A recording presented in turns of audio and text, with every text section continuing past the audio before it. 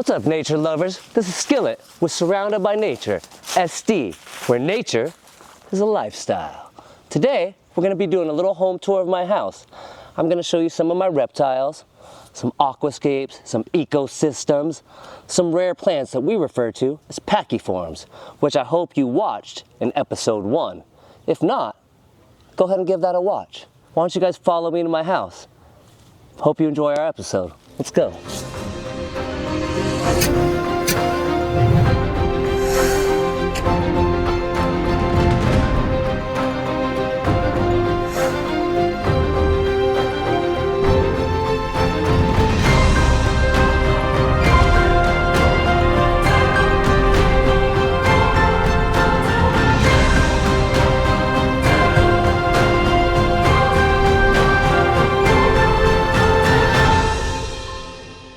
Alright guys, here we are. Welcome to my home.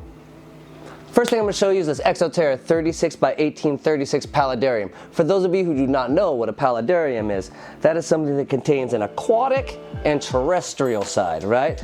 Here I can keep my Xenotoca dorodii, which is a live-bearing fish out of Mexico.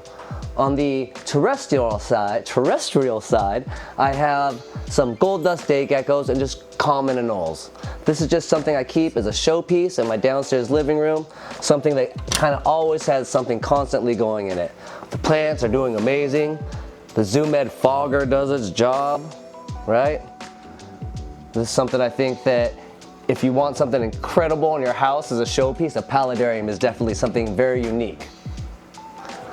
This is a simple desert scape I have here. Just something simple that can be kept on your desktop, something simple by your computer. Requires basically no maintenance. Simple way to bring nature into your home. These are my Cuban false chameleon, obviously out of Cuba. This was an extremely hard animal to get not that long ago, but has now been popularized in herpetoculture by captive breeding. So, good shout out to our guys that have been breeding these, right, and making these more available in captivity. This is a fantastic animal for display, right? Slow moving. I mean, to me, this is better than a bearded dragon. Sorry, bearded dragons. All right, guys, terrarium number 3 here. I have my green-killed lizard, or Gastrophilus prasina from Africa. This is a semi-arboreal lizard, as you can tell by its extremely long tail. These are one of my favorite lizards as well for display. Now, they're not always this calm. I've been working with this animal for a long time to help get into this condition. So much that he doesn't even want to go back sometimes. Alright, well I keep a couple random plants down here, so I might as well show them to you. I don't always keep my pachyforms down here as houseplants. What I do is kind of rotate things in and out for display. This here though is my Senna myriadonalis. Very hard plant to get, especially about 10 years ago, 5 years ago. These were really hard to find. My friends at Botanic Wonders are starting to produce these, and this is becoming one of my new favorites quickly for several reasons. I mean, it's just great for bonsai display, and I really enjoy this plant. I really want to work with more of these, so I'm sure I'll be finding more. Now, for those of you who saw my episode of Botanic Wonders, I'm sure you kind of get the idea that Operculus decarii is definitely one of my favorite plants, something I've been working with for a long time. What they've done at Botanic Wonders, they've also crossed the decarii with the pachypus. That's taking this plant that has more of a zigzag branching and ramification with your normal decarii, and it kind of gives you this different wild look. So this is actually a hybrid of the two plants, and I think this is extremely cool. I think you'll find more of these on their website in the future. This is something I got from my guy from Philippe, right? Author of Pachyforms. This is called Seninja bullata. Now a lot of people would look at this and not even realize that this codex here, right, is a whole part of the plant. This is all in bloom right now, which I think makes this a great showpiece right now. Why have it indoors till we lose these flowers? And one last thing I'll show you is just another great bonsai specimen of Operculus decarii, kind of root over rock fill. Right, just a really great, unique piece for kind of interior design, right? It's kind of what we're doing here. It's kind of a nature-inspired interior design. Alright guys, here we are in front of one of my aquariums. This is a low-tech setup. For those of you who don't know what that is, I'm not running any CO2, no fancy lighting, nor am I even using any aqua soil. This is a wallstead setup or a dirted tank. So this is simply ran by using organic soil at the bottom of the tank, capped by some gravel, a thick layer of gravel, enough that the soil doesn't leach into your water column. And then I top it off with a simple pool filter sand or aquarium sand. I'm using simple plants like Sagittarius subculata, as well as some anubias and cryptocorynes. Inside of here, I just keep a variety of guppies and some endlers, live bearers. I have a variety of Neocardinia shrimp, kind of known as a Skittles tank. I have no particular color going here. My wife, in fact, runs a daycare out of our home. So I have a small group of humans running around Monday through Friday, kind of putting their hands all over everything and interacting with the animals, which I love.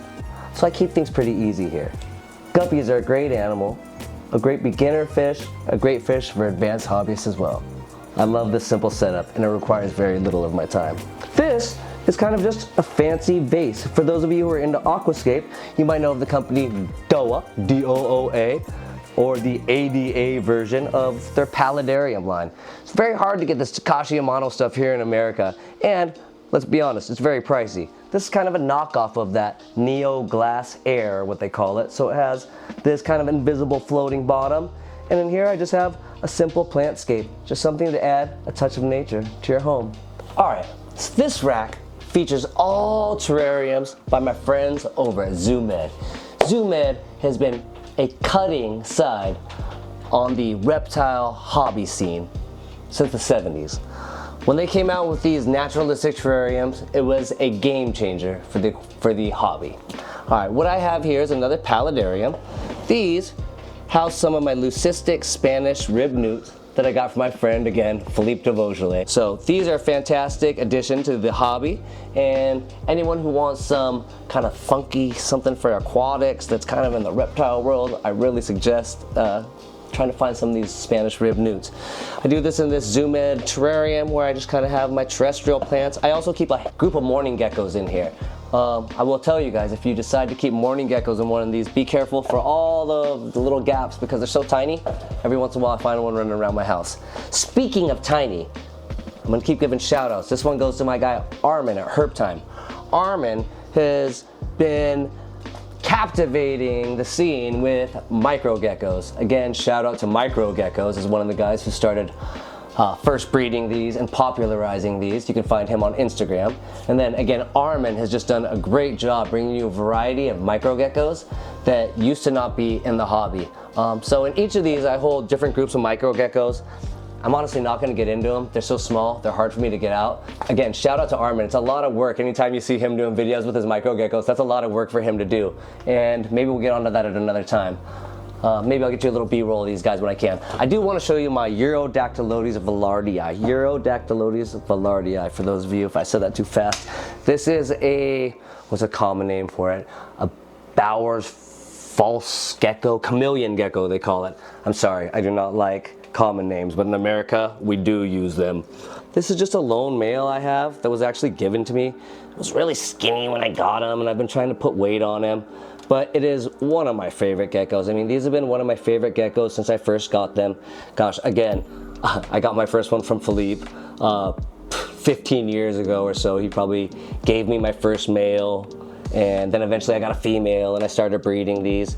You know, I've worked for Triple L Reptile for, well, over 25 years or so. So I've had such a great opportunity to work with a ton of different reptiles, amphibians, arachnids, and inverts over the years. I've bred and kept tons of different species of colubrids, geckos. I've currently bred some tree monitors. I'm working with blue-tongued skinks. I mean, I really have to think to tell you everything I've worked with, but I've had an incredible opportunity to have over 25 years of experience, you know, working with all this stuff. So through that, I went from reptiles, slowly got turned on to kind of the aquascape world, and then from there I kind of got into bonsai plants. Then Philippe really turned me on to the pachyform side. So that's kind of where all my passion comes, and kind of what you'll see all around my home is reptiles, aquatics, and mostly pachyforms. This is my wife's little corner of the world. My wife and I actually met at Triple L Reptile. She would come in getting rodents for her boa and crickets for her tokay gecko. So even though she still runs a daycare down here and I have all my animals, of course she has to have her little area. This is some of our pets we won't talk about. She's really into something that's been popularized with the ladies, I would say. These are jumping spiders. I think these have slowly become something that's popularized. My wife has made them some pretty darn cute little enclosures here. So typically I would make my planted enclosures and whatnot, but my wife has made some pretty cute little enclosures for her jumping spiders here. We'll get you a little cinematic footage of these if we can, because they're pretty fun to watch. I think that's why they've become so popular. Now that you can capture them with a lens, it really shows people some of their unique characteristics and some of the things that make them so quirky and funny. My wife is also quite the tortoise lover. We have a large African spur-thighed tortoise named Mikey. Mikey we've had for over 20 years, and this is her semi-new fellow, or her Indian star tortoise. Just had this for a couple years ago. I got this for her as a Christmas present. And when I got it for her, it was so tiny it would fit in a teaspoon. Very beautiful tortoise. Their shell. Very beautiful tortoise, as you can see. Their shell has really unique markings. They're shy. Yeah, she got this guy and he was so small he could fit in a teaspoon. Indian star tortoise. Alright guys, hope you enjoyed my home tour. If you found this info interesting, please give it a like. If you have any questions, go ahead and leave a comment. And please, again, subscribe to our channel. Once again, this is Skillet with Surrounded by Nature, SD, where nature is a lifestyle. This is Mikey, my sulcata tortoise, or African spur-thighed tortoise. He's over 20 years old. Hope you enjoyed our content. Have a good one.